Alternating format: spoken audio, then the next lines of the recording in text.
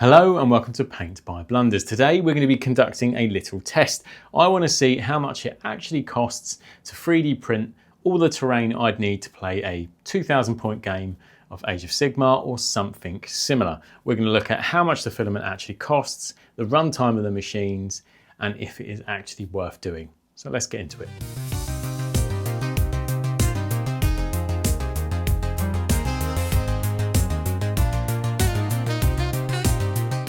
So the filament cost. Filaments range between very cheap to very expensive, but most people will be printing in PLA. PLA is super easy to print with and very affordable, and that is what we're going to be using. But the only difference I'm going to be using is effect PLA, should we call it, where one of them is meant to look like marble when it's printed and the other one is meant to look like some sort of red brick / stone, just to sort of show you what sort of effects or finishes you can get out of these machines, and you might choose to not paint them after, because that could save you a whole lot of post-processing and painting if you so wish to go down that route. The filament I'll be using in this video is SUNLU's high-speed marble PLA. This is light grey marble, and I'll also be using red brick marble from the same brand. But as I say, these are slightly more expensive, but you can bulk buy it PLA in such packs as this, which works out £8.50 per roll, which is an absolute steal. To the slicer, so this is Bambu Studio. Now I've got everything sort of laid out across 4 plates. Essentially it will take me 5 plates because the big round ruin needs to go on a separate plate, and the little head I will just double up. But the reason I chose to do it on this printer is because it's a very standard size, so you can sort of see what it might look like.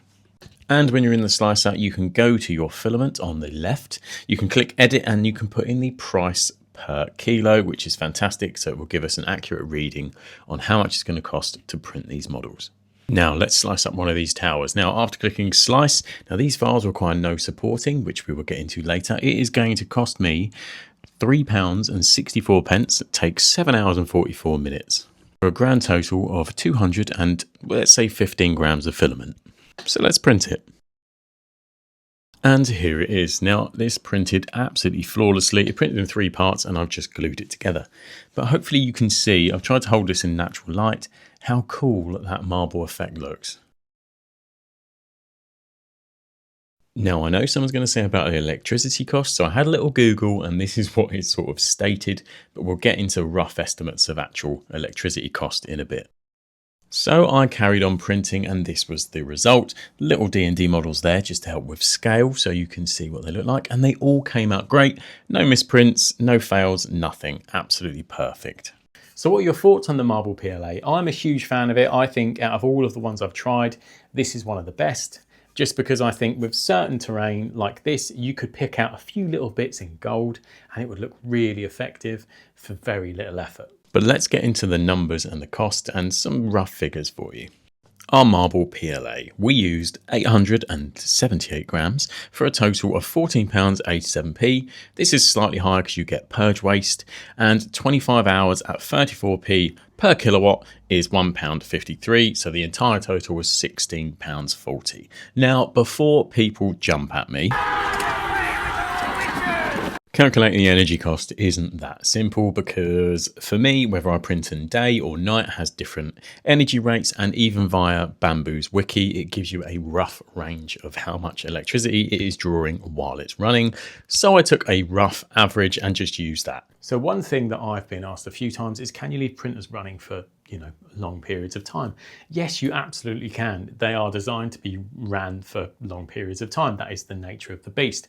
Now, some of these prints, they might take 6 or 7 hours to print a piece of terrain. You can easily just pop that straight off the build plate, click go again to print your next piece, because you get other things that take way longer. I've put prints that have gone for 36 hours straight and the machine doesn't batter an eyelid. It's absolutely fine. So if you wanted to set yourself a project over a weekend of just having one printer run all weekend printing bit of terrain, piece after piece, that is absolutely fine.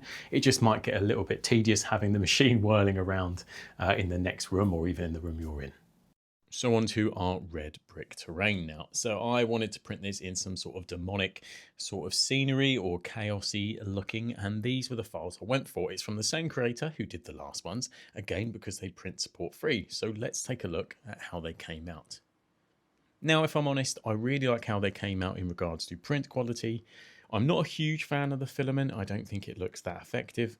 I feel like a nice dark red would have probably given me a, equally as nice result. I don't think it's as good as the normal marble, but I do really like it, and the details did come out great. Now, one shout out that I have to give is to 3D Hexes, who I purchased all of these terrain files from. And the reason why is because I wanted to showcase to some people, if they're new to 3D printing or thinking about getting into it, there are some real clever people out there who make files like this that look fantastic. And these prints support free, which means it's so easy just to load them into the slicer or the computer, click go, and then come back to it in 5 or 6 hours. And you have a, complete bit of terrain that is fantastic to either paint up or just plop on the board, saving you a lot of filament and a lot of headache with trying to see if the supports work. So yeah, huge shout out to him. I will put a link to his My Mini Factory store. Well worth checking out and show the guy some love. Brilliant files. So now I've got all my bits and pieces printed. This is how it sort of looks on the board. I haven't put everything I printed on the board, but this is sort of how I'd like a rough game. But let's see how much the total cost was for me to print this. Yes, about £32, give or take a pound here or there.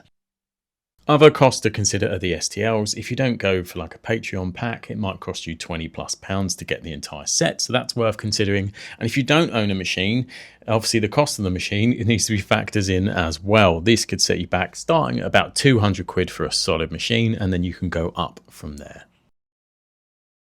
So what are your thoughts on 3D printing your own terrain? Is it something you've done? Is it something you plan on doing? And if it is something you plan on doing, I truly hope this video has helped to show sort of how easy it is to sort of print these things at home and to get great results for very little money that I'm hoping this video has sort of shown. But anyway, thank you so much for checking out this video, and I'll see you on the next one. So one thing I wanted to explain, if anyone's been a long-term viewer of the channel, lately I've been sort of going down this different path where I've been more in the sort of tech, 3D printy world side of the hobby, and that is an avenue that I want to keep exploring because that is something that I love and I find super interesting, and I think goes hand in hand with our hobby. But don't worry, I'm going to be doing way more painting tutorials. I haven't forgotten about that, what the channel was started for, and I will be doing that as well. But for those of you who didn't know, I also do the painting tutorials on Merlin's Miniatures.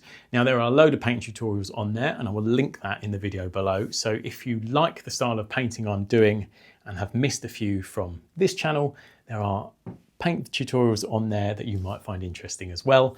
Don't think I've just stopped doing all the painting, because I really haven't. And my next couple of videos are going to be full tutorials, because there are some really interesting models that I've got on the desk next to me that I want to get done.